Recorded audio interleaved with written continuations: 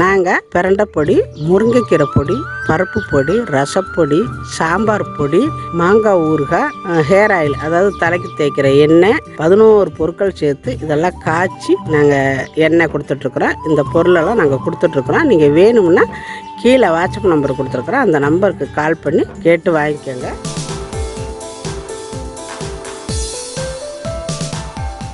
எல்லாருக்கும் வணக்கம். இன்னைக்கு நம்ம வீடியோவில் என்ன பார்க்க போகிறோம்னா, அதாவது இப்போ தக்காளி எல்லாம் ரொம்ப விலை ஏறிடுச்சு. 100 ரூபா, 120 ரூபா, 150 ரூபா கூட விற்குது 1 கிலோ தக்காளி. இன்னைக்கு நம்ம அந்த மாதிரி டயத்தில் ரேட்டு கூட விற்கிற நேரத்தில் நம்மளால வாங்கி செய்யறதுக்கு நிறைய பேர் சங்கடப்படுவோம். தக்காளி இல்லாமல் எப்படி செய்யறது, தக்காளி இல்லாமல் அதுவும் ரொம்ப ஹெல்த்தியான ஒரு குழம்பு தான் இன்னைக்கு நான் செஞ்சு காட்ட போகிறேன். ரொம்ப சத்து உள்ளதும் கூட இந்த குழம்பு. இதுக்கு தக்காளி இல்லாமல் நம்ம எப்படி செய்யறது அப்படிங்கிறது பார்க்கலாம். இதுக்கு தேவையான பொருட்கள்லாம் எடுத்து வச்சிருக்கிறேன். இது இப்போ எல்லாத்தையும் வறுக்கணும்.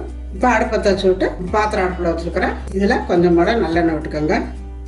இப்போ எண்ணெய் காஞ்சதும் ஒரு 1.5 ஸ்பூனு கடலைப்பருப்பு எடுத்து வச்சிருக்கிறேன், அது சேர்த்துக்கலாம். 1.5 ஸ்பூனு துவரம் பருப்பு, 1 ஸ்பூனு உளுந்தம்பருப்பு, ஒரு 1.5 ஸ்பூனு கருப்பு எள்ளு, இது கூடவே சேர்த்து எல்லாத்தையும் நல்லா சிவக்க வறுக்கணும்.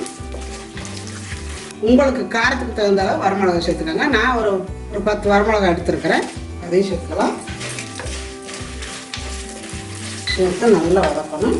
1 ஸ்பூனு குருமிளகு, 1 ஸ்பூனு வரக்கொத்தமல்லி எடுத்துருக்கிறேன், இப்போ அதுவும் சேர்த்துக்கலாம். 1 ஸ்பூன் அளவு சீரகம் எடுத்துருக்கிறேன். இது எல்லாத்தையும் சேர்த்து நல்லா சிவக்க வறுத்துக்கலாம். இது எல்லாமே நல்லா சிவந்ததுன்னா 1 கப்பு கருவேப்பிலை உருவி வச்சிருக்கிறேன், இப்போ அதையும் சேர்த்துக்கலாம். சேர்த்துட்டு நல்லா வறுத்துக்கலாம்.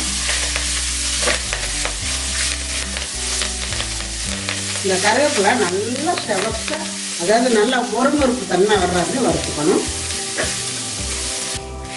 இப்போ இது நல்லா பாருங்க, சுருண்டுருச்சு, தலையெல்லாம் சுருண்டு நல்லா மொறுமொறுப்பு தன்மையோட வந்துருக்குது. இப்போ இது எல்லாத்தையும் நம்ம எடுத்துக்கலாம்.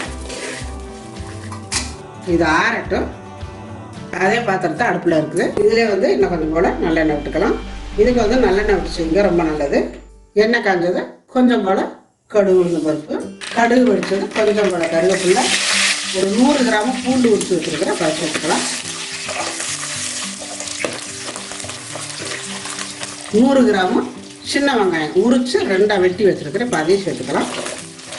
இது எல்லாமே ரொம்ப நல்லா உடம்புக்கு ரொம்ப சத்து உள்ளது, ரொம்ப நல்லது. பூண்டு, சின்ன வெங்காயம், கருவேப்பிலை, நல்லெண்ணெய், இந்த மாதிரி நம்ம செஞ்சு சாப்பிடும்பொழுது உடம்புக்கு ரொம்ப நல்லது. கண்ணுக்கு நல்லது, முடிக்கு நல்லது, கை கால் நரம்பு எல்லாத்துக்குமே நல்லா ஒரு நல்ல எனர்ஜியாக இருக்கும். கொஞ்சம் வதங்கட்டும். இப்போ சின்ன வெங்காயம் பூண்டெல்லாம் ஓரளவு செவந்துருச்சு பாருங்க, இந்த அளவுக்கு நல்லா செவந்தது. பெரிய எலுமிச்சை பழத்தண்டி புளி எடுத்து ஊற வச்சு கரைச்சி எடுத்து வச்சிருக்கிறேன், அதை சேர்த்துக்கலாம்.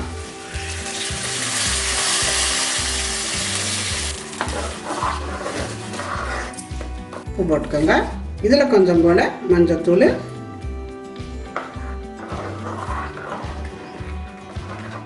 நல்லா இந்த அளவுக்கு இருக்கணும். இப்போ இதை ஒரு மூடி போட்டு நல்லா கொதிக்க விடலாம். இப்போ நம்ம வறுத்து வச்சதெல்லாம் நல்லா ஆறிடுச்சு பாருங்க, சலசலன்னு சத்தம் கேட்குது. இந்த மாதிரி இருக்கணும். இப்போ இதை ஒரு மிக்சி சாரில் போட்டு அரைச்சிக்கலாம்.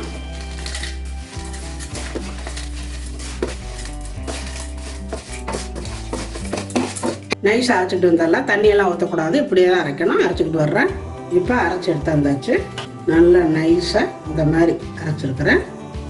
தண்ணி ஊற்றாமல் இது மாதிரி அரைச்சிக்கணும். நல்ல வாசம் மணமாக இருக்குது. நல்லா மூடி ஓப்பன் பண்ணோன்னா அந்த வீடே மணக்குது, அந்த அளவுக்கு நல்ல மணமாக இருக்குது. இது இருக்கட்டும். நல்லா கொதிக்குது. இது நல்லா தளதளன்னு கொதிச்சுட்ருக்குது. அரைச்சி வச்சா இந்த பொடியை அதில் சேர்த்துக்கலாம். மறுபடியும் போட்டு சேர்த்துக்கோங்க. போட்டு நல்லா கிண்டி விட்டுக்கோங்க, கட்டிப்படாது. அடுப்பை குறைச்சி வச்சுட்டு சேர்த்துக்கோங்க. இதுக்கப்புறம் ரொம்ப கொதிக்கணுங்கிறதில்ல, நம்ம புளியை நல்லா கொதிக்க விட்டுறணும்.